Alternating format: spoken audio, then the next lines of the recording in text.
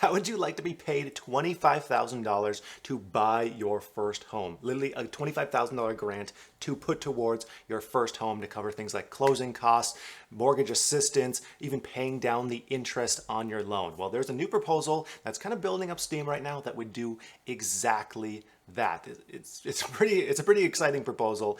So let's cover who can apply for this, how much exactly you can receive, because it's a range between $20,000 and $25,000. What you have to do to keep that full $20,000 to $25,000, and anything else you might need to know about this program. So we're gonna pop back and forth between a summary of this proposed bill and the bill itself. That way you know everything you need to know about this bill by the end of the video. And if you can do me a favor, by the end of this video, if you learn anything new, just give this video a like and give me a subscribe. That's all I ask for. So hopping into the summary here, I've highlighted the areas that I think are the most relevant. So let's cover those, and then I'll give some more context where context is due. Scrolling down a little bit, the use of funds. This is extremely exciting. So the funds are used to assist in the purchase of the home through down payment assistance, closing cost assistance, or you can even use it to reduce the interest rate on the mortgage. So if your down payment assistance and your closing costs are completely covered and there's leftover money, you can actually use that to lower the interest rate for the entire lifespan of the loan.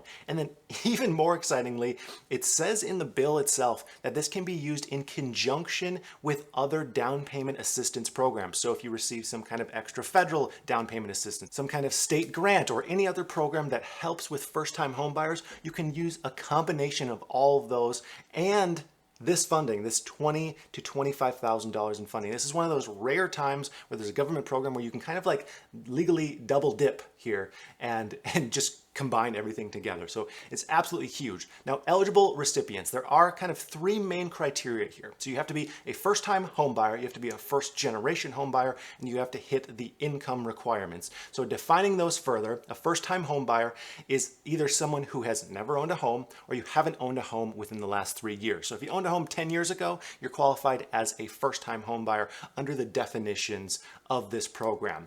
Now, a first-generation home buyer, that is someone who your parents have never owned a home, or they previously owned a home and they lost that home for whatever reason. That could be foreclosure, some kind of short sale, or some kind of deed in lieu of foreclosure. Or if you happen to be an individual who lived in foster care, you would still be considered as a first-generation home buyer.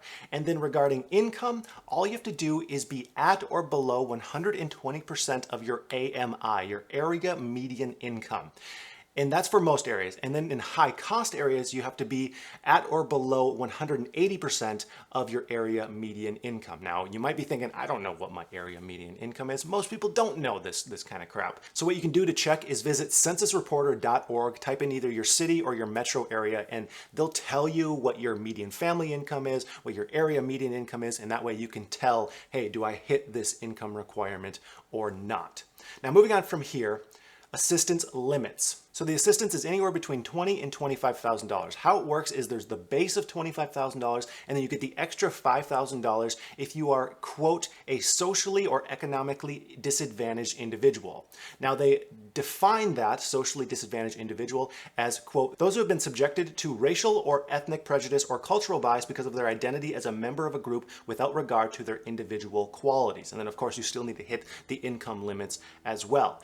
Now there is some gray area there because they say identify as that group, and if you look like what do you need to be to identify as a group, it could be 5% in some cases, it could be 20%. I'm not going to get into it, but there's kind of some gray area as to who exactly here. They do say that any individual identifying as Black, Hispanic, Asian American, Native American, or any combination would be presumed to meet that definition. If you aren't in one of those groups and you still feel you meet that definition, you have to provide some kind of evidence. Now again, they don't say what exactly that evidence is that you need to provide. And then there's something important to note here, that this program would be set to be administered on the state level. So the decision-making process would happen through a state housing agency in each and every state.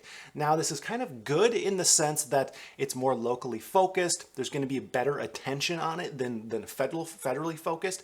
However, the disadvantage is we've seen this exact same thing happen with the rent assistance program, where it's kind of a nightmare.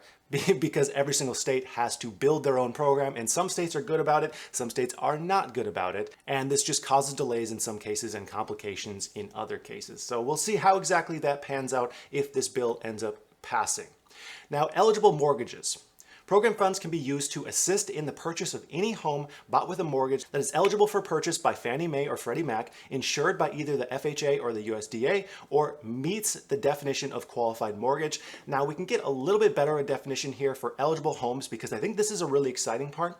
You can buy a home that consists of 1 to 4 dwelling units. So that means you could buy a property as a first-time home buyer with 4 units. You could live in one and then rent out the other 3 and get $25,000 to do so. I mean, if that's not a path to wealth, I don't know what is. And then of course you need to occupy the dwelling. So you have to live in at least one of those units. It's extremely exciting. Now, repayment of assistance. You might be thinking, well, I thought this was a grant. I thought I don't have to pay back. Well, you don't, as long as you live in the property for at least 5 years. You don't have to pay anything back as far as I can tell. Of course, small details can change by the time this actually gets passed, but as of right now, you wouldn't have to. So how this works is if you lived in the property for less than a year, you'd have to pay back the entire assistance. Chances are you could pay it back just with how much you made on the house because you are paying into equity, or you wouldn't have to pay that much additional. Then from there, the amount that you owe decreases by 20% every year for 5 years. So if you lived in the house for 1 year, you would have to pay back 80%. If you lived in it for 2 years, you'd have to pay back 60%, and so on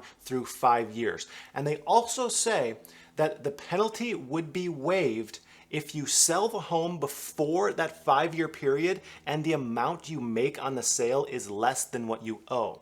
So explaining this further, let's say you bought a home using this program, you held it for 2 years and you sold it, and under this program you owe $15,000 to pay back to this program. However, the proceeds of the sale were only $10,000. All you'd have to pay back is $10,000. But all you have to do is live in the property for 5 years, and then that $25,000 is yours. If you sell it after 5 years, you get to keep that equity. And that's extremely, extremely exciting. Now, there's one more thing from the bill that I wanted to highlight here. If I can scroll down to it. So you might be thinking, okay, what are the odds of this thing happening? What needs to happen before we have this housing assistance program?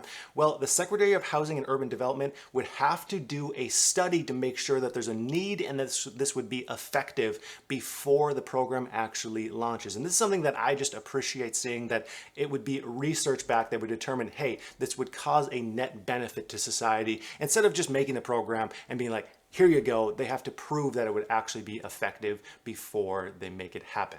So that's everything we know about this program as of right now. Make sure you're subscribed so you can keep up to date with this and many other exciting programs that are happening. Check out the link in the description for Webull, where you can grab 2 free stocks. Check out the link in the description where you can grab some free crypto. There's tons of good deals down there. I would like to thank you for watching, and I hope you have a profitable day.